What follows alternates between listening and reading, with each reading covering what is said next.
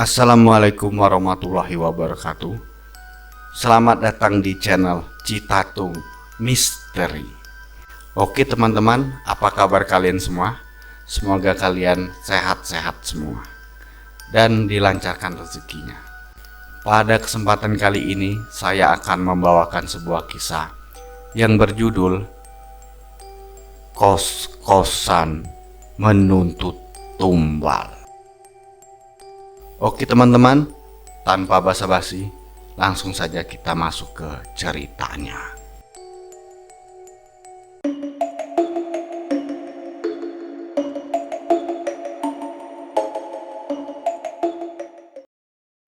Adit dan Zaki adalah sahabat karib yang baru saja diterima di universitas ternama di kota.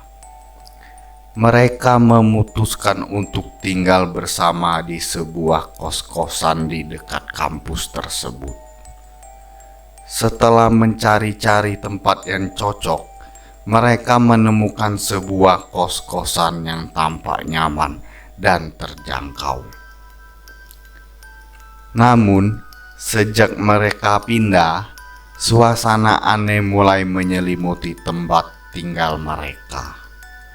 Malam pertama di kos tersebut, Adit terbangun mendengar suara langkah kaki di koridor.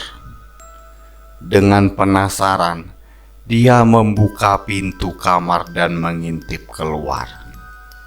Namun tidak menemukan siapapun. Dia kembali tidur, mencoba mengabaikan perasaan tidak nyaman yang mengganggunya. Keesokan paginya, Adit menceritakan kejadian itu kepada Zaki saat sarapan. "Zak, aku mendengar suara langkah kaki di koridor tadi malam. Tapi setelah aku cek, tidak ada siapa-siapa." Zaki mengernyitkan dahinya. "Mungkin itu hanya penghuni lain yang baru pulang, Dit. Jangan terlalu dipikirkan," ucap Zaki. Namun, perasaan tidak nyaman terus menghantui Adit. Malam berikutnya, suara langkah kaki itu kembali terdengar. Kali ini, Adit melihat bayangan samar seorang perempuan berdiri di ujung koridor. Dia terkejut dan segera menutup pintu kamar. "Apa yang terjadi, Dit?" tanya Zaki, yang ikut terbangun karena mendengar suara pintu yang ditutup oleh Adit. "Aku melihat bayangan perempuan di koridor, Zak. Ini bukan halusinasi," jawab Adit dengan suara bergetar. Zaki mencoba menenangkan Adit.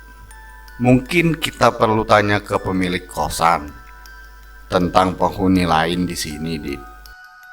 Esok harinya, mereka bertanya kepada Bu Siti, pemilik kos-kosan, tentang kejadian aneh tersebut. Wajah Bu Siti tampak suram saat mendengar cerita mereka. Sebenarnya, ada cerita lama tentang kos-kosan ini. Beberapa tahun lalu, seorang penghuni perempuan hilang tanpa jejak. Sejak saat itu, beberapa penghuni baru sering melaporkan kejadian-kejadian aneh. Tapi aku tidak pernah tahu pasti apa yang terjadi. Adit dan Zaki saling berpandangan, merasa ada sesuatu yang lebih dari sekedar cerita lama. Mereka memutuskan untuk menyelidikinya lebih lanjut. Malam itu, mereka berdua berjaga di koridor, berharap bisa menemukan jawaban.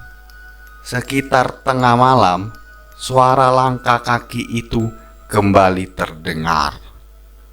Adit dan Zaki mempersiapkan diri mengikuti suara langkah tersebut. Mereka melihat bayangan perempuan yang sama di ujung koridor. Namun kali ini bayangan itu perlahan mendekat.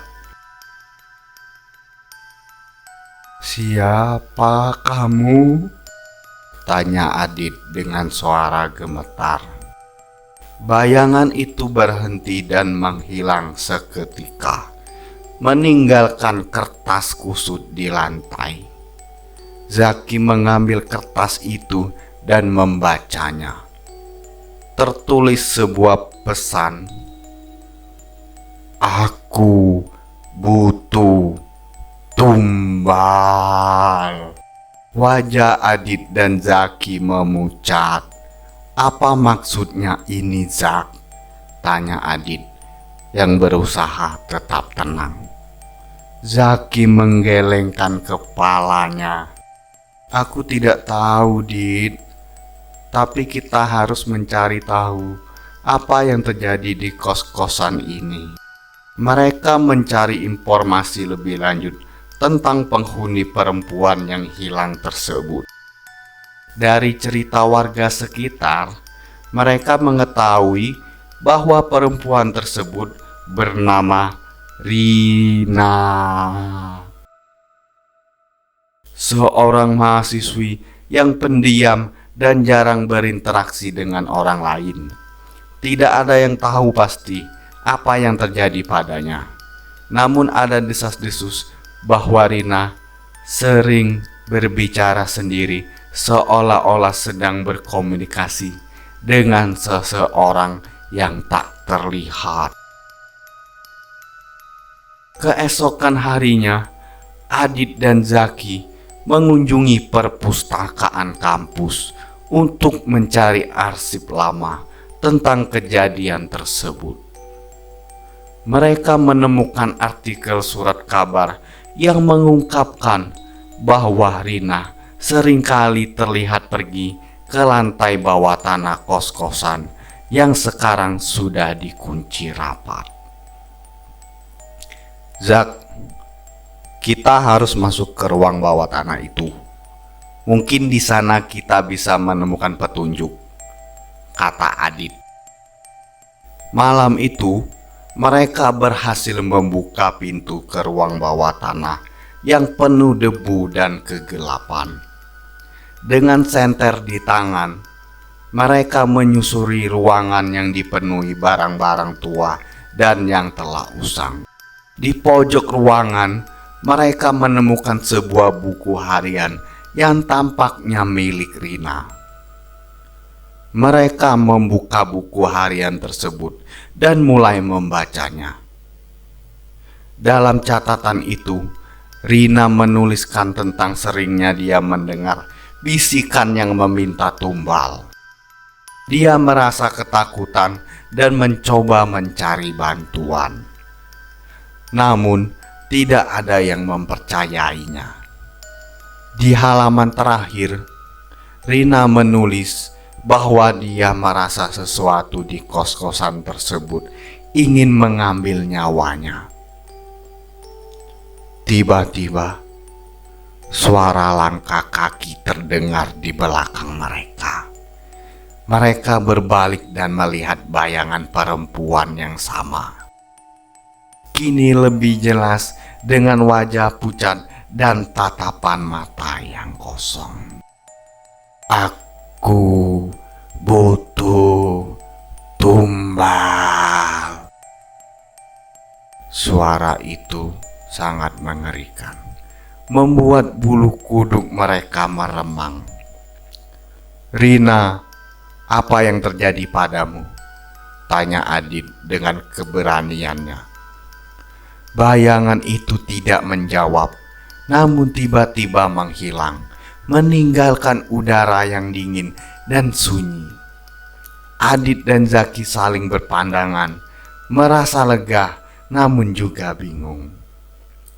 Mereka segera keluar dari ruang bawah tanah dan memutuskan untuk melaporkan kejadian tersebut kepada Bu Siti dan pihak yang berwenang. Meski tidak ada penjelasan yang pasti, mereka berharap kisah Rina bisa terungkap dan roh yang menghantui kos-kosan tersebut bisa tenang. Setelah kejadian itu, Adit dan Zaki pindah dari kos-kosan tersebut. Mereka membawa buku harian Rina ke polisi, berharap bisa membantu penyelidikan lebih lanjut. Kos-kosan tersebut akhirnya ditutup, meninggalkan misteri yang tak terpecahkan tentang hilangnya Rina dan tuntutan tumbal yang menakutkan.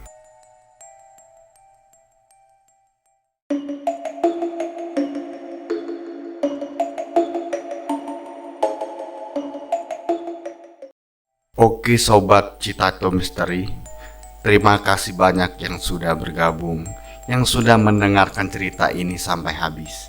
Dan buat teman-teman yang baru bergabung, jangan lupa di support channel ini dengan cara di subscribe, like, dan share video ini.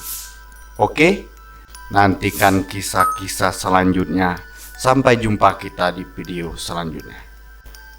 Wassalamualaikum warahmatullahi wabarakatuh.